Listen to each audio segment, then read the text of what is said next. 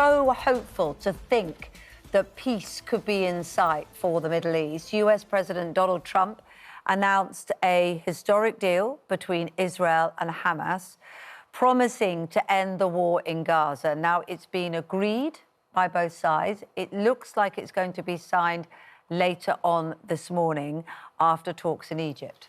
Donald Trump told families of hostages still held by Hamas that they could be released as soon as Monday. Well, ITV News international editor Emma Murphy is in Sharm el-Sheikh in Egypt, where you have been, haven't you, as these talks continue. Emma, for those families we just saw there receiving that call from President Donald Trump saying that it could be as early as Monday, could be as early as Saturday for the hostage release, this is huge. How can you clarify how monumental this moment is? Well, I think you only need to listen and look at the faces of those hostage families to understand just how very significant it is. You know, for 2 years, they have known that their relatives are held in Gaza as the bombardment continued relentlessly. So many have died. There was absolutely no guarantee for those families that they would get them back alive. And indeed, more than 20 of those families will receive their relatives back in body bags. Only 20 of the remaining 48 are thought to be alive. So when we talk about a monumental moment, it is a monumental human moment for those individuals. It is a monumental moment for the people of Gaza, for the Palestinians who have lived under continual bombardment for all these months, 2 years in all, 2 years and 2 days. Of course, it is a very significant geopolitical moment as well. This is a moment where the force of a politician in the White House, the President of the United States, has brought peace in a situation where it had seemed very unlikely that that peace could be brought. It brings huge political consequence potentially for Prime Minister Netanyahu and also for Hamas in terms of their long-term survival. But I think the real focus today will be on the coming hours. The bombardment in Gaza has continued overnight. It continues now.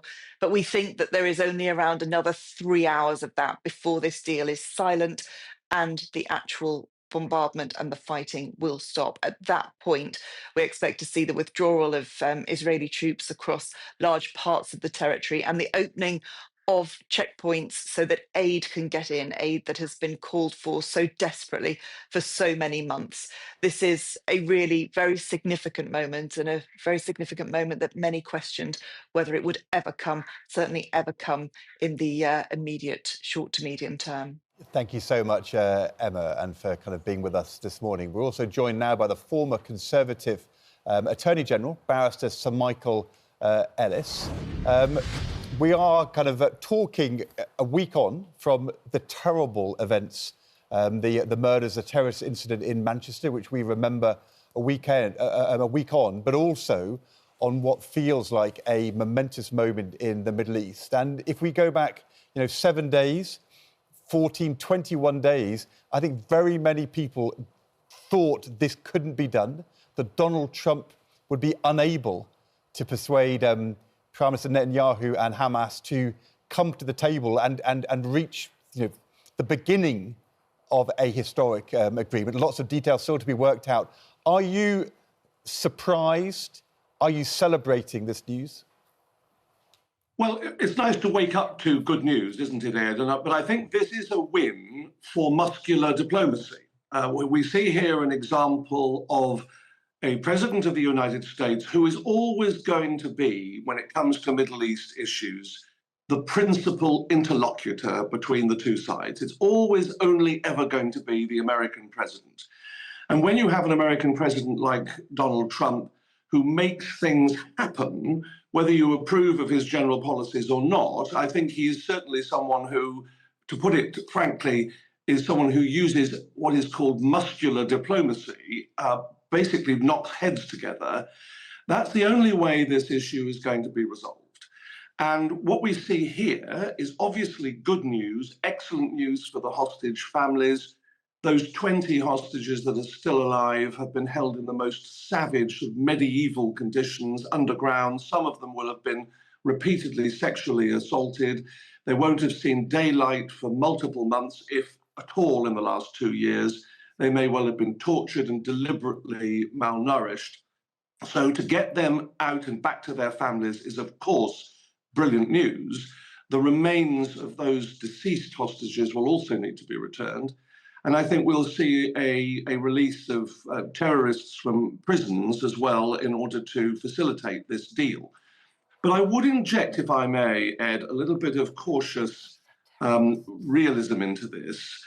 If we look further than the next few days, if we look into the years ahead, there has to be a way of resolving this issue in the longer term, because otherwise we may find ourselves talking about this sort of problem again in the years to come. That's what's tended to happen, hasn't it, over previous generations?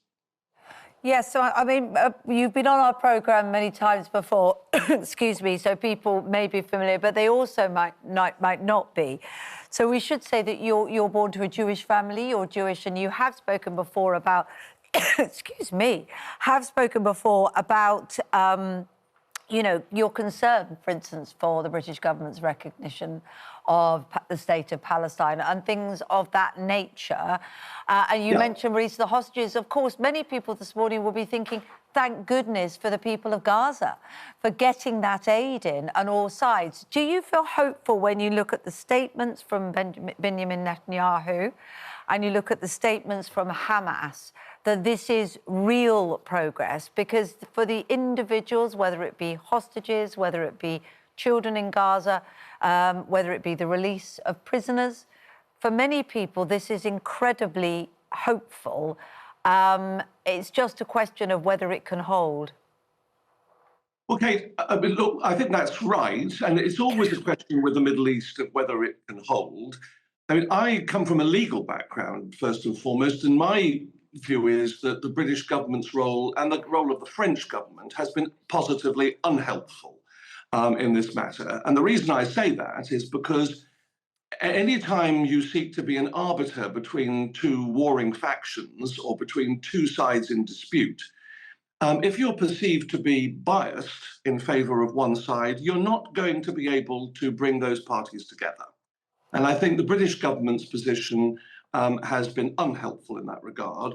I think, however, we are where we are right now, and I think obviously this is positive news. But to pursue your point about the longer term picture, what is going to make a difference here is a resolution in the wider picture of this hideous, intractable, decades-long problem.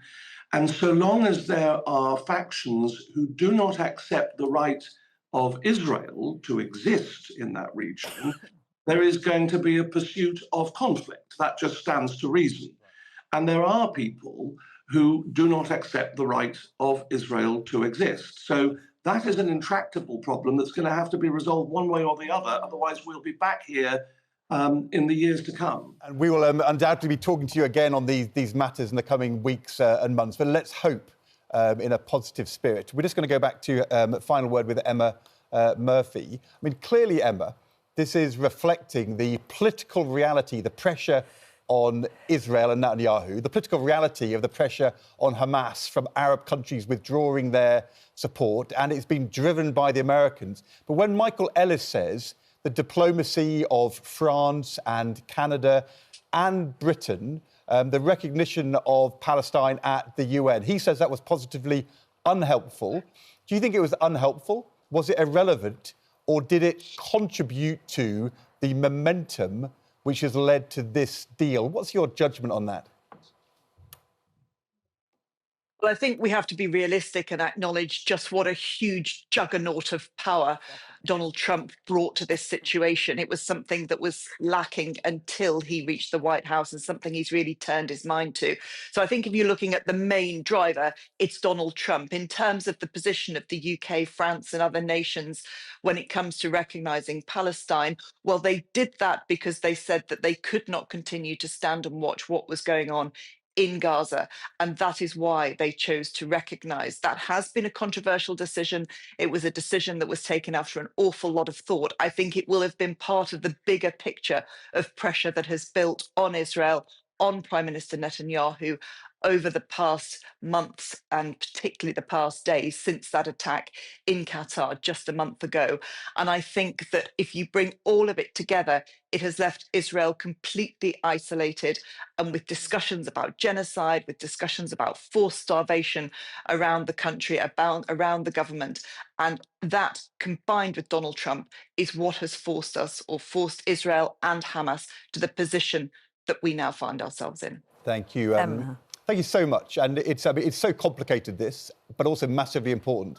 And having you explaining this to us, Emma, very, very helpful indeed. Thank you so much. Very helpful indeed, because it impacts all of us here, doesn't it, as well?